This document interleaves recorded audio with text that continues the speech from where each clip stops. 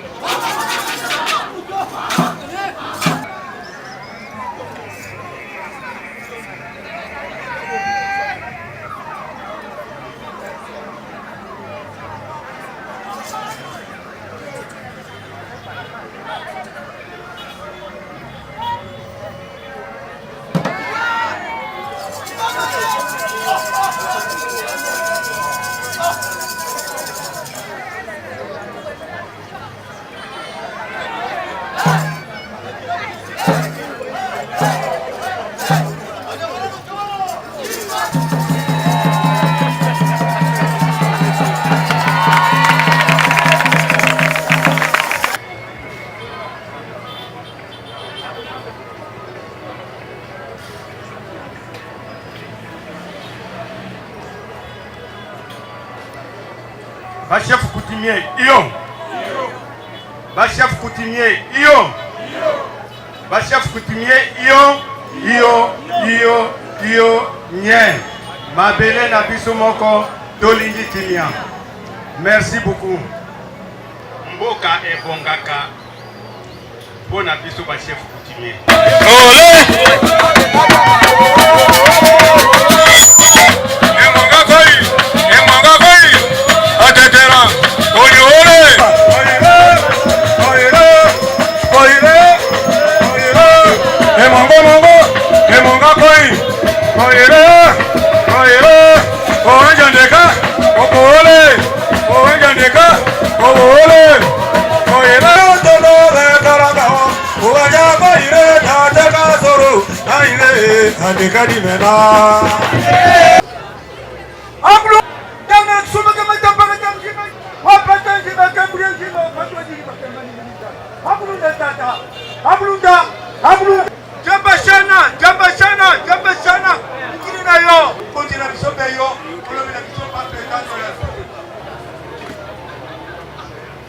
Andeka Jamba Jean. Ainsi vivant, et nana kataka kotoka komona. Et tu as pas mis la boque mon la camonia to soni. Yo kan ma do ko la hore. Ya mamba yo yo. Ale na chama wo buena. Ela kama no salana wo.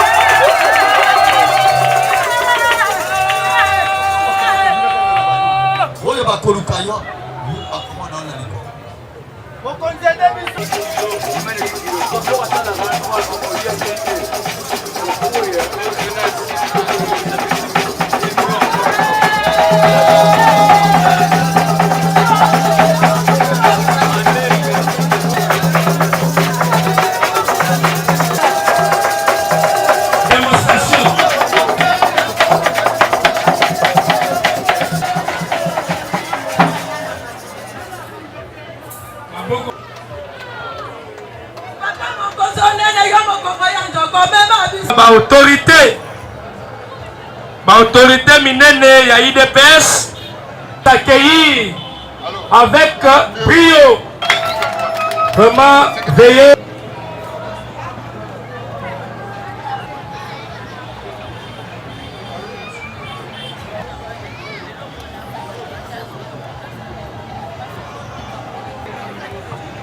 Nous allons avoir patience,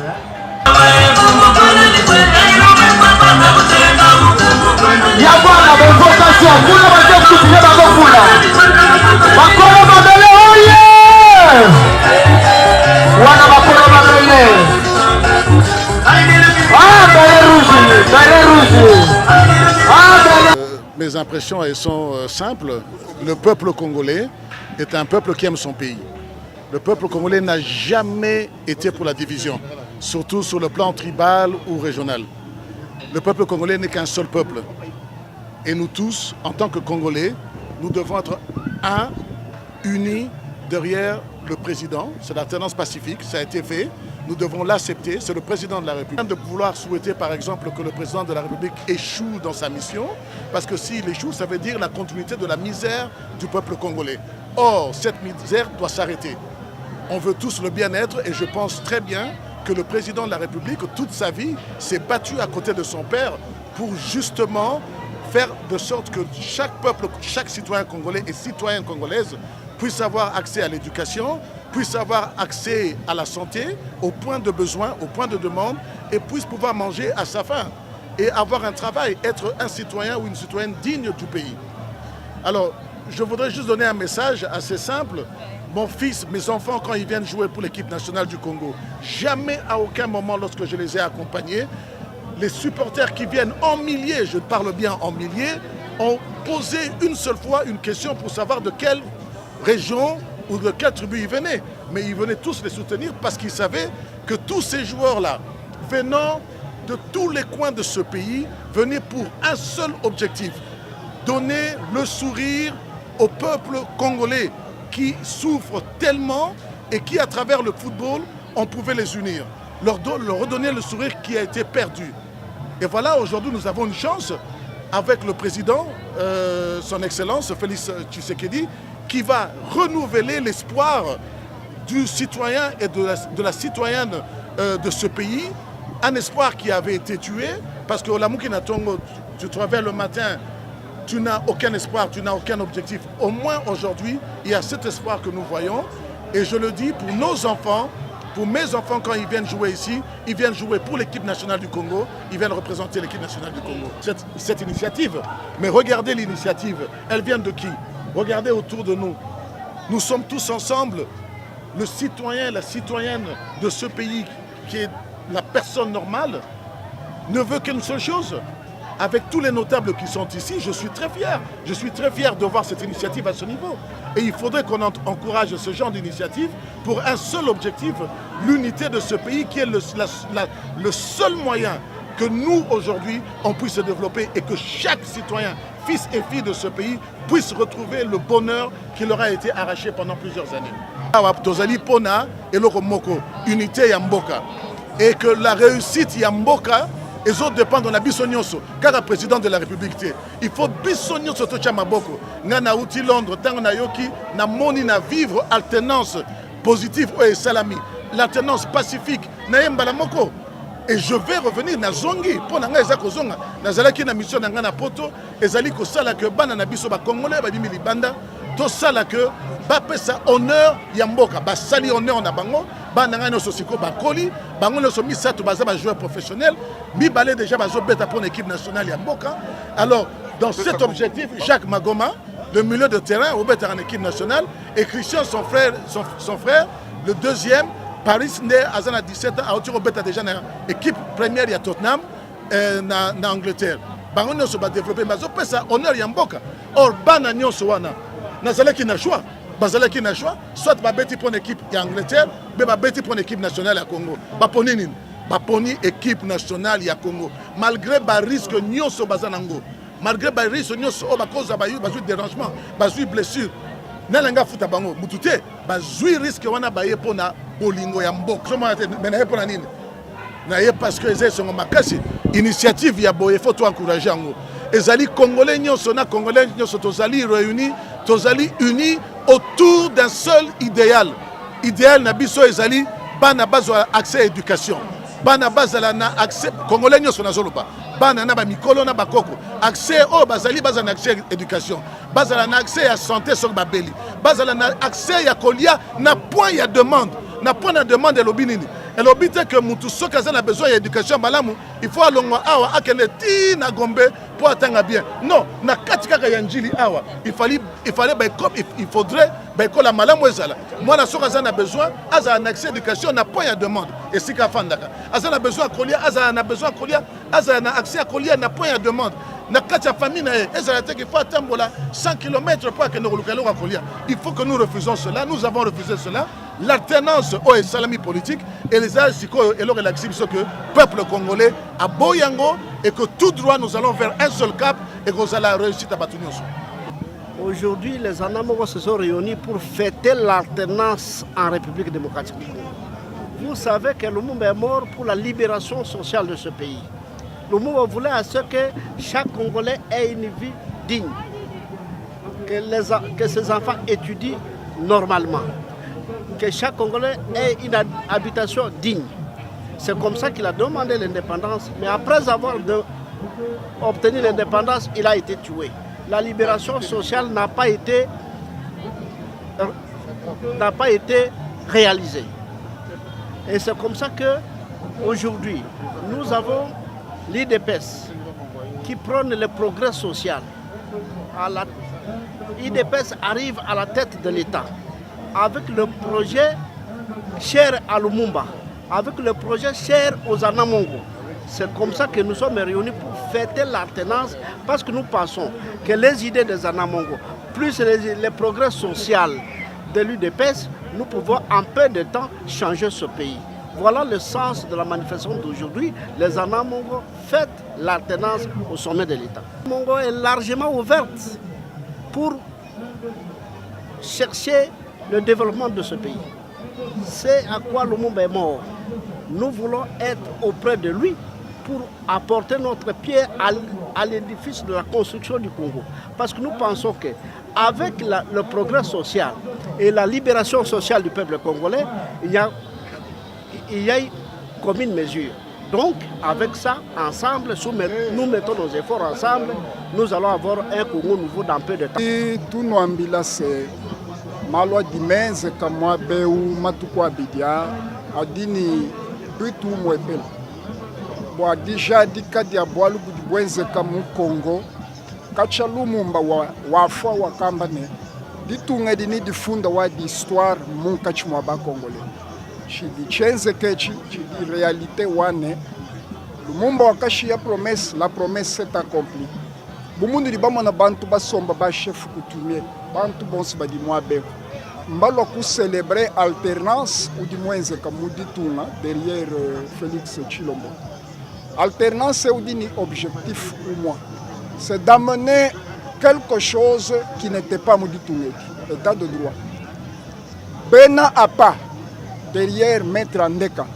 Bena Ansese, derrière Maître Andeka. Ba chef coutumier Bons Badiba Somba. Benza implication wabu directe et ouverte pour boire le bout du Bouenzek. C'est-à-dire, Mbita bouge. Mbanga ta bouge toi pour alternance comme leur propre affaire. C'est-à-dire, ils croient tous, badimo akufile wabu contribution. Maître Andeka ou di Ouma wakuba di Balou Amfita, pour le dialogue vers un équilibre national. Le dialogue pour le progrès social. Chintoechi, Chenze Kampindieu, Adi Bantu Batula Mushindeu, Badi Bajadi Kase, Congo démocratique Wenji, une nouvelle page.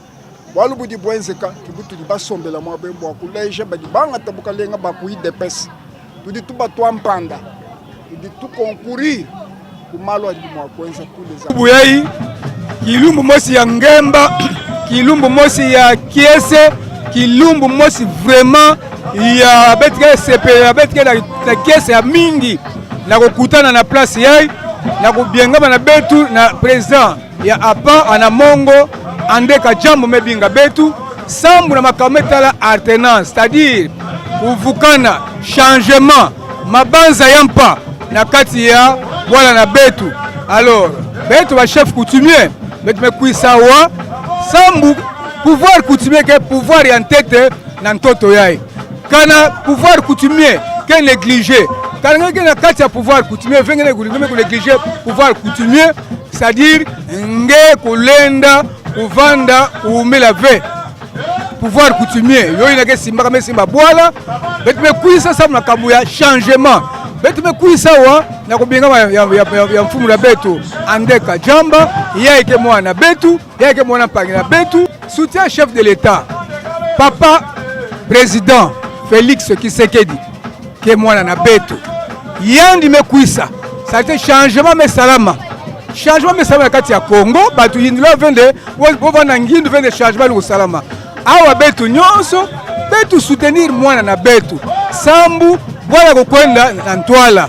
makambu ya division ya kukabwana yoke mbote ve yoke lomba na bampangi nyonso ya Congo betu nyonso betu vanda na yandi betu soutenir yai betu simbandi maboko makulu comme ça betu twalisa bwala yai betu tala ikimpila bwala ke kwendila betu nyonso betu zola ngemba ko vanda betu nyonso betu vanda dibuki mosi betu vanda betu kangama place mosi bosu pila misa misake kamaka nanti